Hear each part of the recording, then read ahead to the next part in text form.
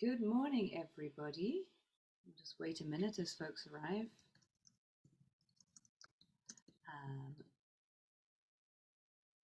I believe that we have Ben covering for Mara this morning, and we have me covering for I don't know who, but I know that someone had to drop out last minute, so I am here pinch hitting some Torah study for you all.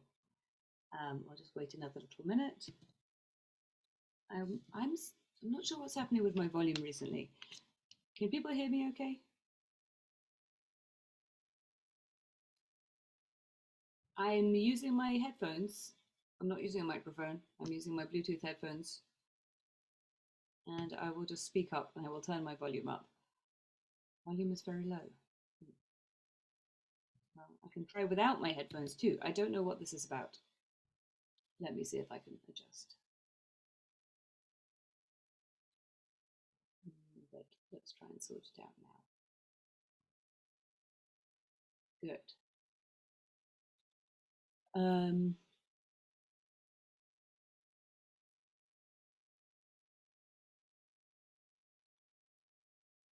Okay, is the sound better? Well, some people are saying they can hear and some people are saying they can't hear. So I'm not sure what to do about that. I'm excited to be here with you all this morning. We are going to be studying from Parashat Tisa, which is, in my opinion, possibly one of the greatest, or in my opinion, is one of the greatest literary units of the entire Torah. Pretty amazing.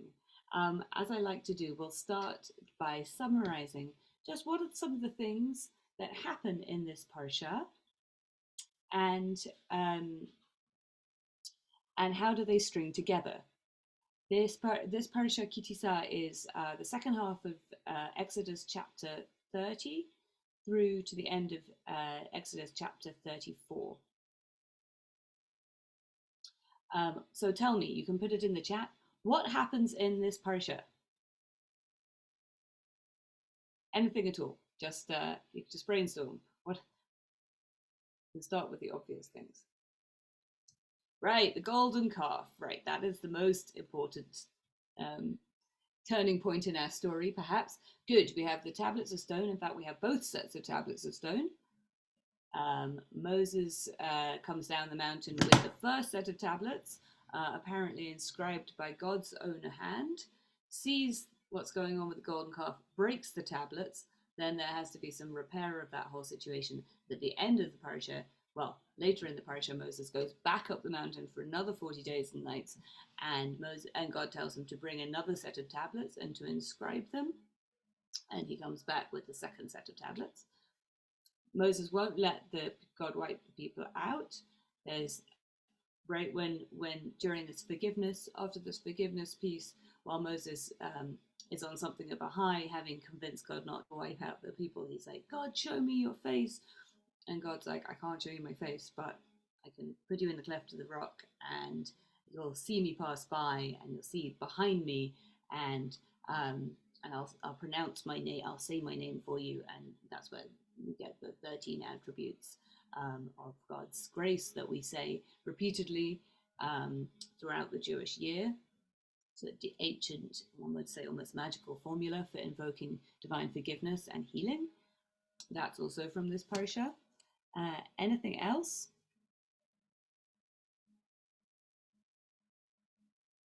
God gives special artisanal skills to beautify the Mishkan, and in fact, God appoints specifically a guy called Bezalel to be in charge of making the sanctuary, and also Bezalel's assistant, Oholiab.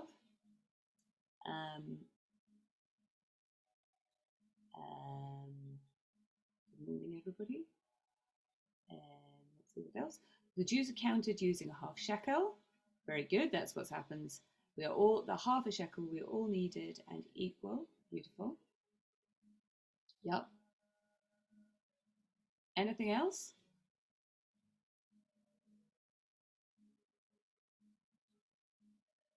I'm not sure about Rosh Chodesh, but Shabbat is definitely emphasized. Point out to me where we have Rosh Chodesh. You could be right.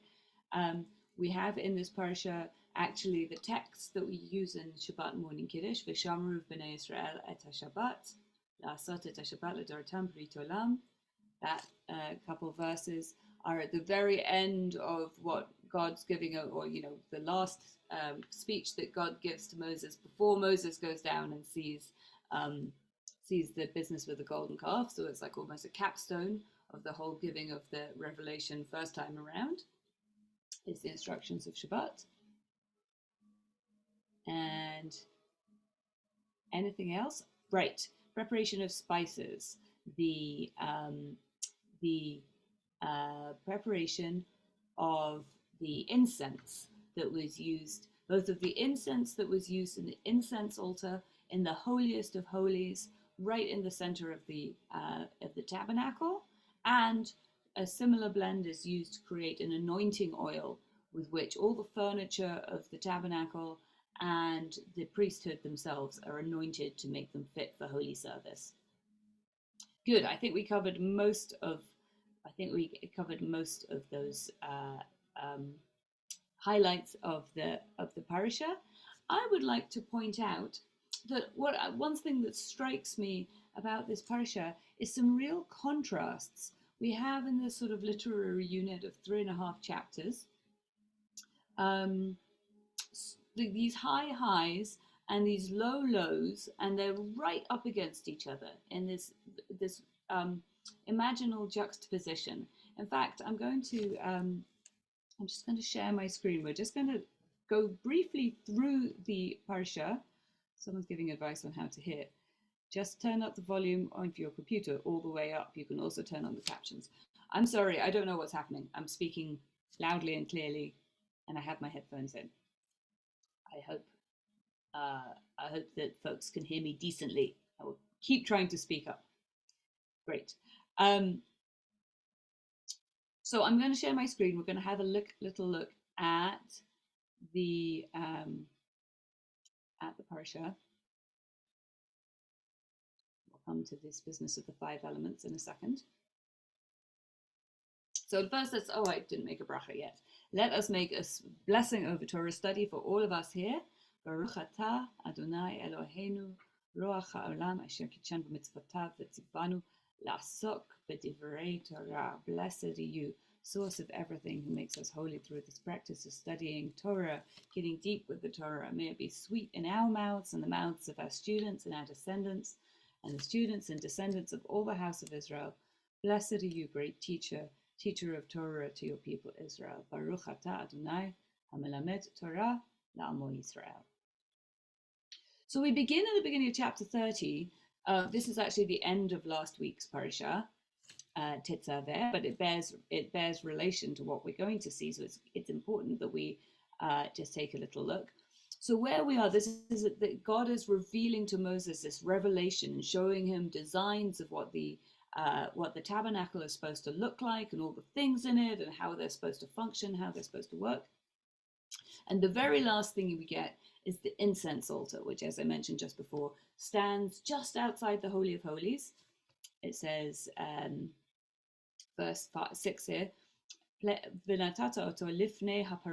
place it in front of this screen curtain thing, asher al aron ha'edut, which is covering the Ark of the Covenant, lifnei hakaporet asher al ha'edut asher ive'ed lecha shama. Place it in front of this place, which is the place where I will make myself known to you. This is the site of God's bubbling forth revelation, as seen as being the Ark of the Covenant itself, which you might remember has this graven work of cherubim, molten work of golden angels, and God's seat, or the sort of transistor through which God communicates, is on top of this Ark of the Covenant, and it's hidden away in the Holy of Holies. But there's this incense altar just outside, and as we see in verse 7, on it Aaron shall burn this incense. He shall burn it every morning when he tends the lamps, meaning when he cleans up after you lit the lights, the lamps of the menorah in the evening. In the morning he comes and he cleans the wicks and takes out all the dross and prepares them again for the evening service. And so during the time where he's cleaning the lamps in the morning, he burns the incense, and then he burns it again. He burns the incense in the evening when he's lighting the menorah. So the incense is intimately connected with the menorah, and it's also intimately connected with the placement of the ark. And then it says, you shall not offer any other kind of incense on it, nor shall you offer anything else. No food, meat offering or meal offering or any kind of drink offering. And then you also get this reference to Yom Kippur, with which Parashat Tisa, last week's Parashat, finishes. V'chiper Aharon al karnotav achat b'shana. Aaron will kippur, like Kippur, Yom Kippurim. Aaron will atone for it on the horns of this incense altar once a year. Midam chatat haKippurim, with the blood of this atonement offering, achat b'shana, once a year. Yichaper, that word again, Kippur, alav l'dortachem, kodesh kodeshim hu l'Hashem. This is the holiest of holies. So we end on this like real high. We're at the Holy of Holies with Aaron the high priest on the holiest day of the year, Yom Kippur. It seems like we're at this like peak experience, or at the very center of the revelation. And this is where Parashat Tisa begins. And it begins with a slightly unexpected shift of gear, specifically saying this is how you are supposed to count the people when you enumerate them. Bifkudehem. Pikudim. Pikudim is an interesting word. Lifkod, lepaked, is to number or enumerate. It has a sort of military connotation, like to muster. It's also, incidentally, one of the classic rabbinic names for the book of Numbers is Sefer Pikudim, the book of enumerations, because there are various censuses throughout the book of Numbers, which is also where the English name Numbers comes from. But here we get very specifically how you're supposed to enumerate the people, and possibly it comes right here because of this literary link with the word kofer, which is the same root as kippur. It literally means a covering over, but we use it to mean atonement, or here they translate it as ransom, because the mechanism of giving a half shekel somehow ransoms or buys oneself out of something.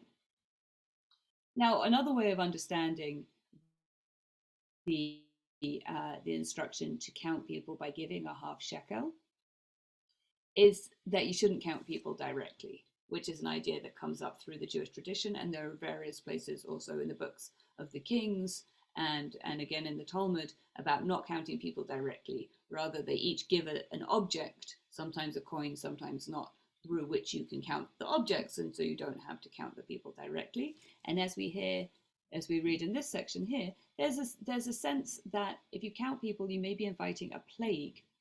It says here, you count with the coin that no plague may come upon them through their being enrolled. Now, there's a story in the book of Samuel where King David does count the people directly, and it brings on a plague. And the Talmud comments that even a child knows this, that you should never count people because that's inviting a plague.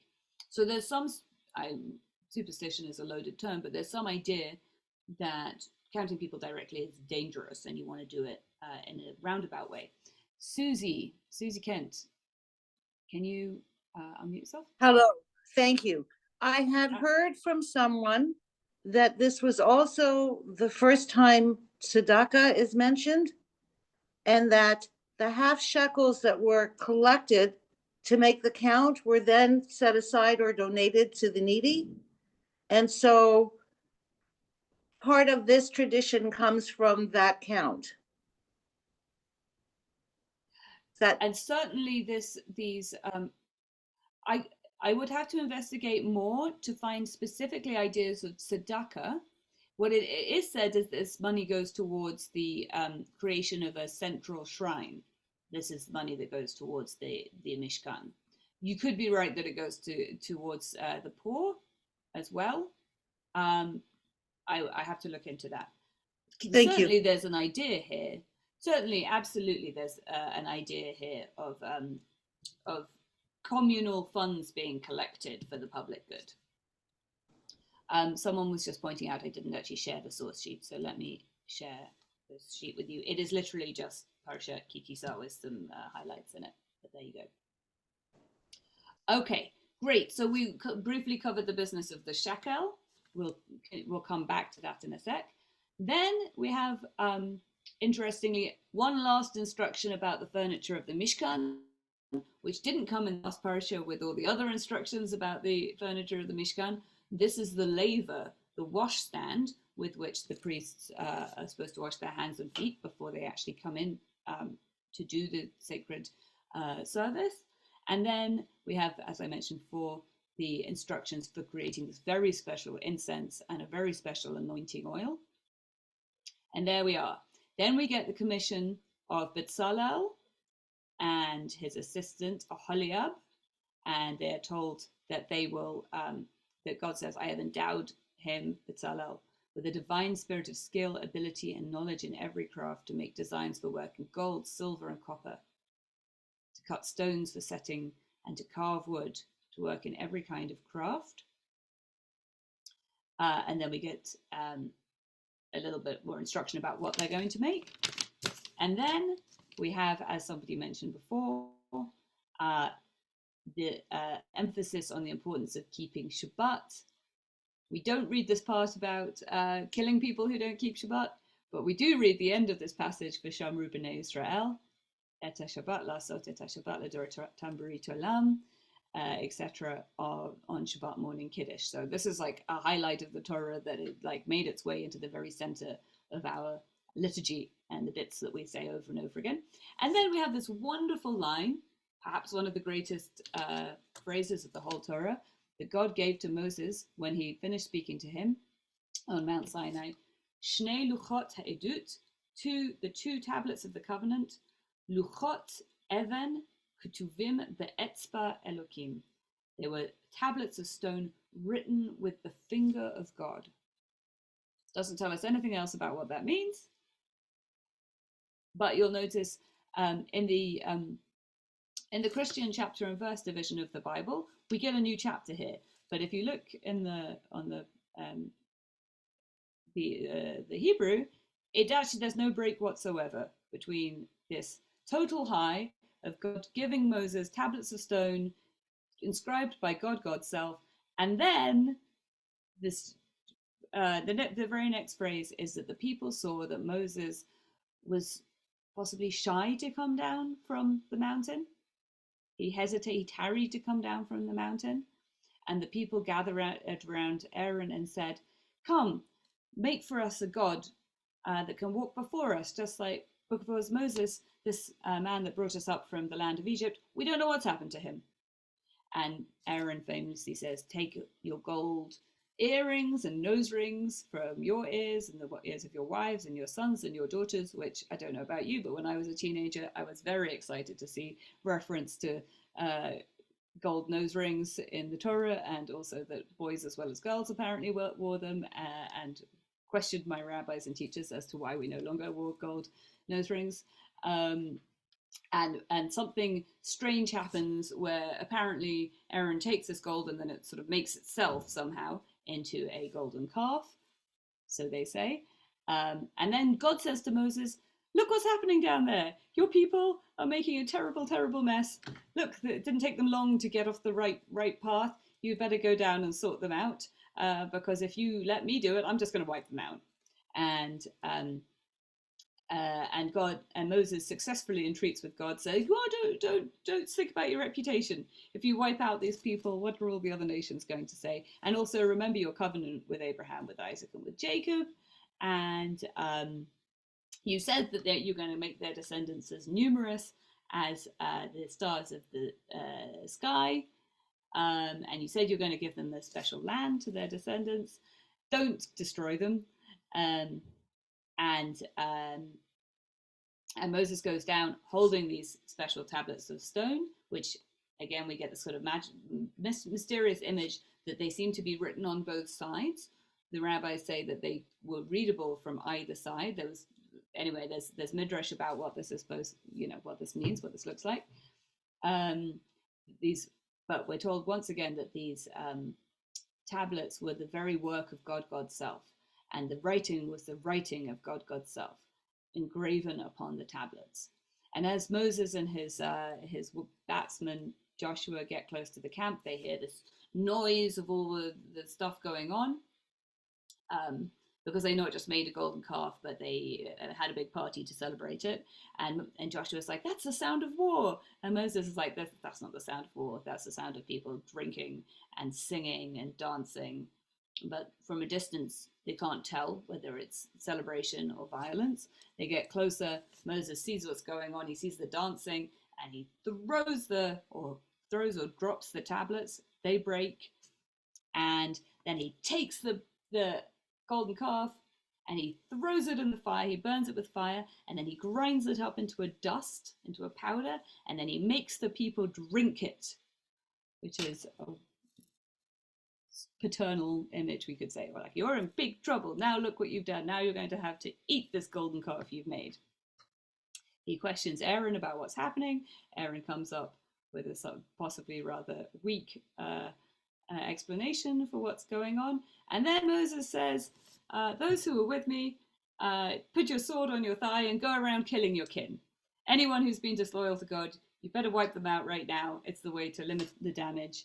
And the tribe of Levi once again showed themselves strangely enthusiastic about violence. And then we get this word again, achapra, akaper. We get this idea of atonement once again, which is a theme that runs through this parasha. And pakadati, more enumeration. Anyway, after this happens, we get apparently another covenant where God says, I'm going to give you the special land, I'm going to drive out these other people, I'm going to give you a land of milk and honey. And everyone's very sad. They're weeping and wailing. They don't wear their ornaments. And a few other things happen here. Number one is that Moses moves the place of meeting with God outside of the camp, so it creates some distance. And then apparently, like I said before, I think Moses is feeling something of a high, having successfully for now resolved this issue with the golden calf. No one, God's still in relationship with the people. They've got another chance. Everything is continuing. And this is where Moses says, please show me your glory, show me your face.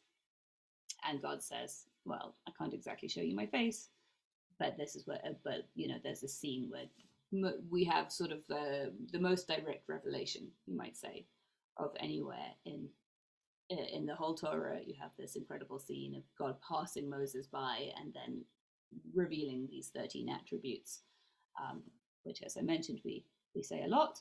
And then we again get this very specific, what we might call instruction to the Jewish people. We get the Jewish holidays. We also get this rather violent instruction to destroy any other kinds of places of worship, including the sacred trees of other people. And this passage of speech, which I've put in green here, so sorry if that's not helpful if you don't read Hebrew, it is chapter 34, verses 10 through 26. Offering of the first fruits, and then at the end, don't spoil a kid in its mother's milk. Cultic material, as we might say. And then Moses has to go back for another 40 days and nights to download the material for the second set of tablets. And then at the very end of the parasha, we finish again on a high with this image of Moses being so full of light, Moses' face being so full of light, that he has to wear a veil. He takes off the veil when he talks to God, but when he comes out to talk to the people, he has to cover himself because he's shining too brightly. All right, so this is what I mean by some high highs and some low lows. I'm curious to ask people, please put in the chat, what other themes, if any, literary or content-wise, what themes do you see running through this parsha?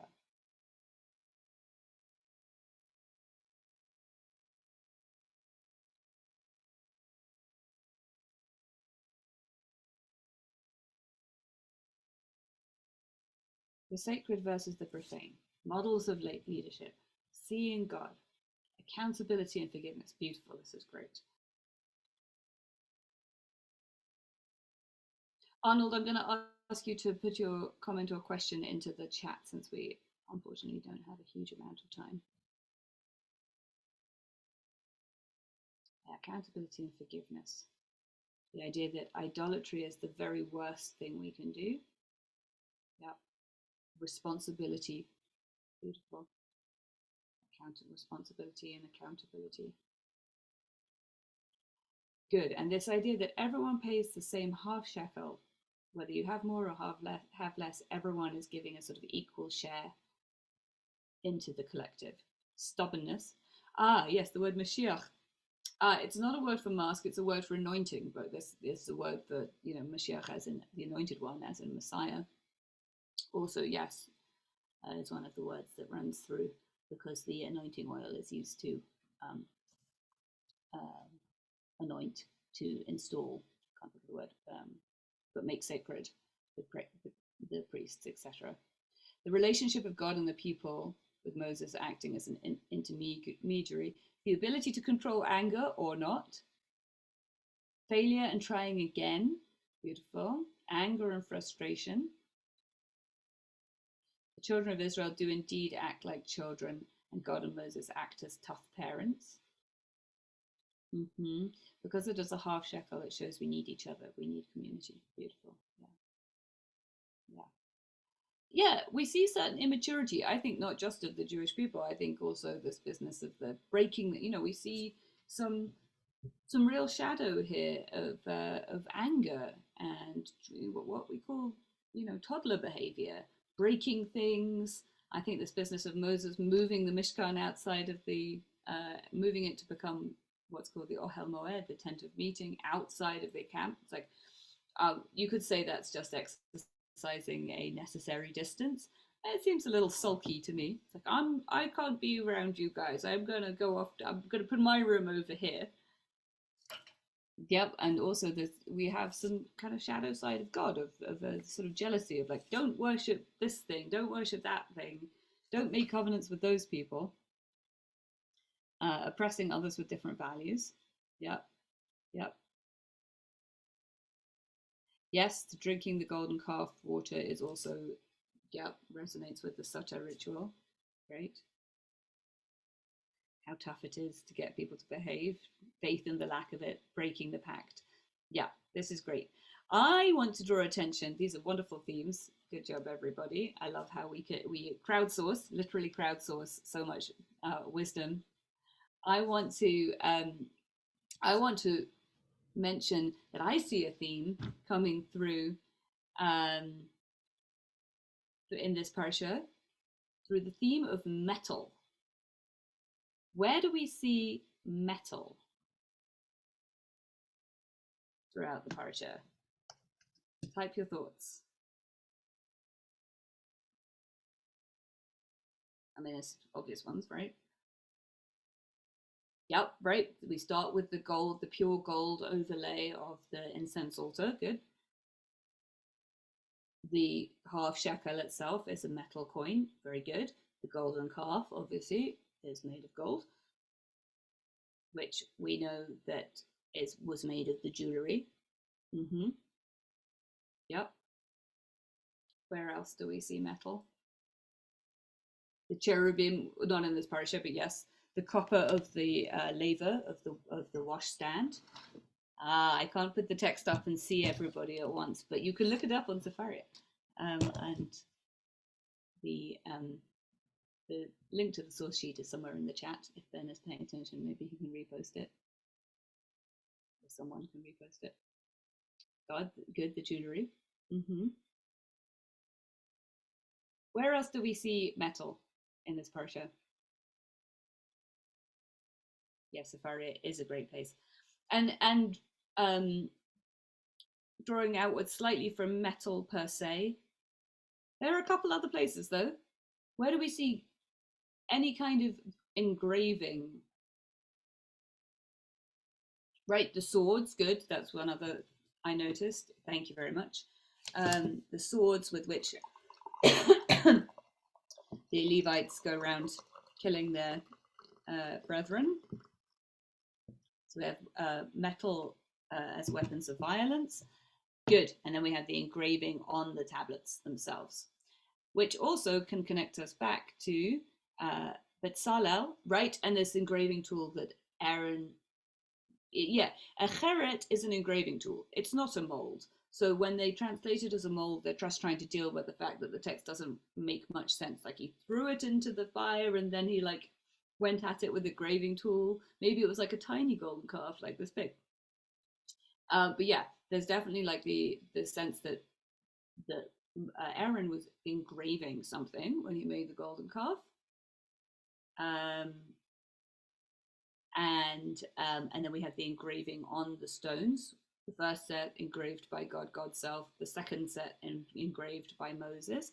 And then also remember we mentioned the commission of Bezalel. He's also specifically told that he's an engraver and a worker in stone and wood and metal. So there's something here about like things being fixed in their form. I notice also something interesting about metal. Oh, also the one other thing with the violence of metal, is a reference to chopping down the sacred trees or asherot of other peoples. And in a sec, I'm just going to give you a little vision of the Chinese 5 elements theory and how metal fits within that. I am interested in the relationship between metal and liquid. Actually, I'll show you. As we know, metal is a superconductor, right? And that is one of its most important functions. Metal and minerals hold memory. In Chinese 5 elements theory, which you may be familiar with, the 5 elements both feed one another and, which is in the circular direction here, you'll see that fire feeds earth and earth feeds metal. Metal feeds water, water feeds wood, wood feeds fire. So for instance, when you burn something, it creates ash that creates the more fertile soil, right? Then earth is what the compression of the earth is what allows the metals to form. The metals form within the earth. Metal holds water. Metal is the best material for holding liquid. All other materials are porous. I mean, we have plastics now, okay, but plastics are also formed with intense. Anyway, previously what we had to hold water was metal. And then looking in the other direction, metal destroys wood, like an axe chops down a tree, and fire destroys metal. Fire melts metal. I'm not going to get heavily into Chinese element theory here, but I think it's interesting how in this parsha we see the use of metal in both the ways of its destructive aspect, destroying wood with these weapons of violence, and we also see it holding the liquid of the lampstand, and we also see its relationship with fire and the creation of the calf and the creation of the elements of the sacred furniture. So, if you will, it is something of a double-edged sword. This metal, this theme of the metal. I think similarly with this image of the half coin, we have both a way of depersonalizing things and suggesting the equality of all people, and we have the danger of people being seen as numbers or being used as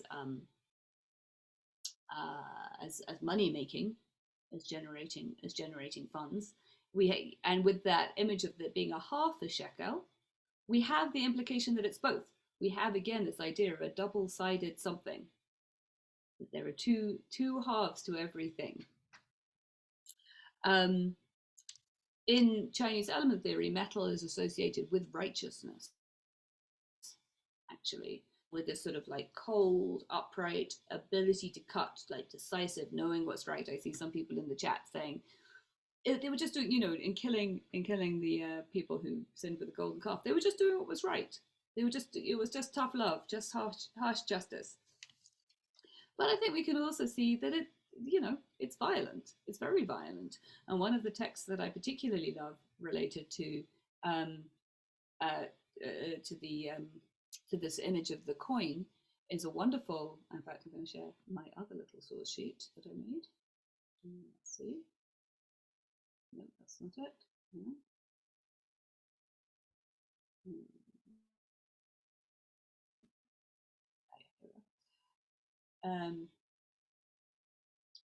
See if I can share this source sheet with you too. There's a wonderful midrash it's in the Mishnah of Sanhedrin. It points out that we have in the Torah, we're told specifically that all human beings are descended from the same original parents, Adam and Eve, and as we call them, and that this is in part so that no one can later say, I come from somewhere different from you, or I come from somewhere better than you. We're all family. We all come from the same original parents. And from this, the Mishnah is drushing on this, and they say two things here. Firstly, this tells you that if you kill one person, it's as if you destroyed the entire world. And conversely, if you save one person or sustain one person, it's as if you sustained the entire world. This is from Mishnah Sanhedrin, chapter 4, the 5th Mishnah. And then it says gives this wonderful image. This serves to tell of the greatness of the Holy One, blessed be He. As when a human ruler stamps several coins with one seal or one mold, they all look alike. But the King of Kings, the Holy One, blessed be He, stamps all people with the seal of Adam Harishon, the primordial, the original human, and not one of them looks alike to the other. So I see this also in this image of the coin, the half coin, that in one way we're all exactly alike. That's one half. And the other half is that we're all exactly distinct and totally unique. I'd like to point out also that the word tava, from which we get the word coin, means literally imprint or what they say here, sink or sink down. It's the word that we get from where we get the word nature, teva. And it's also in there at the very end of the last parsha, the tabaot, the rings that are on the incense altar. It's also where we get the word matbea, as in matbea tefillah, the order of the prayers. So any kind of imprint or mold or method, all of which is implied by this image, I think, of the half shekel and how God's likeness is stamped into us and our own likeness as well. So I'll just say one other little word. What I see in matbea also means coin in modern Hebrew. So that's why I think the half, not the full shekel. That's one implication. Perhaps also just it was a lot of money. Possibly the half shekel, it seems to suggest, was a lot for some people. But I like the implications of it suggesting that we need another half, or we are only ever half of something. We're full, but we're half. Right now we're in the month of Adar. We're actually in the first of 2 months of Adar, since we're in a Jewish leap year. The month of Adar is famously a month in which we're supposed to bring more joy. I think it's a month in which we're told to bring more joy because a lot of things happen that aren't very funny. The rectification and the Purim story, as we know, is full of these kinds of reversals, ups and downs and highs and lows. My teacher, Rabbi Ruth Gun Kagan, reminds me that laughter and anger are both closely related And Kabbalistically, these are connected to the side of Gevura, to the shadow side or left side of the tree of life, because both come from a place of contraction. And when you find yourself getting contracted and tight, too much metal, you basically have a choice. Either you can act it out, well, you can cool it down and diffuse it, but often what happens is either it gets acted out as anger, or you can try and see the funny side and release it. And although this might seem sacrilegious, when I was reading the Parashat last night, I was really trying to see, or I was seeing the humor in these portrayals of God and Moses as these sort of, grumpy, at heart, their hearts are not so open. Yeah, these like these shadows which are within our picture of the divine being. We get these absolutely beautiful pieces, and we also get these very, very contracted and unhappy pieces, all right up close together, which I think is very much the essence of Adar Torah, how the light and the dark are so close together, and they're always illuminating one another for us. One final thing I want to say about that is that the mystics read the name Adar, the name of this month, as Aleph Dar. The Aleph, the one, is residing. Dar, like dira, an apartment in modern Hebrew. So within all this multiplicity and duality, the half and the half that makes a whole, it's pointing to a greater oneness which resides within all these different forms. So this was very much a crash course, sorry it was a bit frontal, of various different ideas. I hope that some or more was interesting. We have like 1 more minute. If anyone wants to say or ask anything further into our collective chat. I hope this has given you lots to think about as we read this holy highlights and lowlights Parashat of Tisa this Shabbat.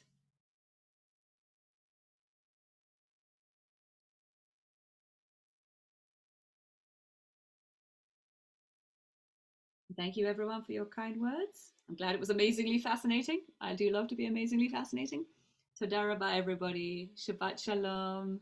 Hope to see you again soon.